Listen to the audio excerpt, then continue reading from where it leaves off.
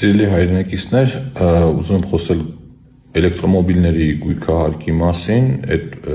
թեման բավականին հաճախ է շոշափվում եւ ինձ էլ են շատ հարցնում։ Ու չնայած այդ հարցը ազգային ժողովի տիրույթում չի, այլ կառավարության տիրույթում է, բայց քանի որ ես ինքս այդ մասին խոսել էի,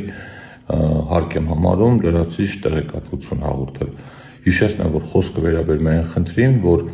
էլեկտրոմոբիլների փաստաթղթերի մեջ գրված է լինում շատ ավելի բարձր հզորություն, քան իրականում այդ մեքենաները ունեն, եւ մեր վարորդներից շատերը բավականին թանկ գումարով փորձաքննություններ են անցնում եւ ինչ որ սերտիֆիկատ են ստանում կամ տեղեկանք, որ մեքենայի դիաուժը ավելի ցածր է եւ ավելի քիչ գույքահարկ կճարեն։ Այդ հարցը քննարկել ենք կառավարության հետ եւ ես անցած տարի ձեզ տեղեկացրեցի, որ կառավարությունը համապատասխան լուծմամբ հանդես կգա։ Ես երեք ճշտել եմ կրկին անգամ մեր գործընկերների հետ, ինձ ասացին, որ համապատասխան որոշման նախագիծը արդեն դրված է շրջանառության եւ առաջիկա 1 ամսվա ընթացքում այդ որոշումը կընդունվի եւ կհրապարակվի եւ ձեզ այդ մասին մանրամասն տեղյակ կպայեմ։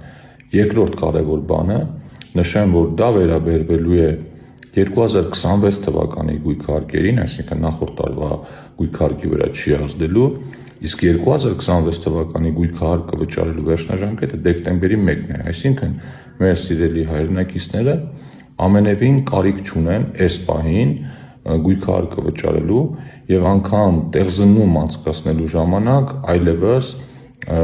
անհրաժեշտ չի տվյալ տարվա գույքահարկը ամբողջությամբ մուծել։ Դա էլ նախորդ տարի իմ հեղինակած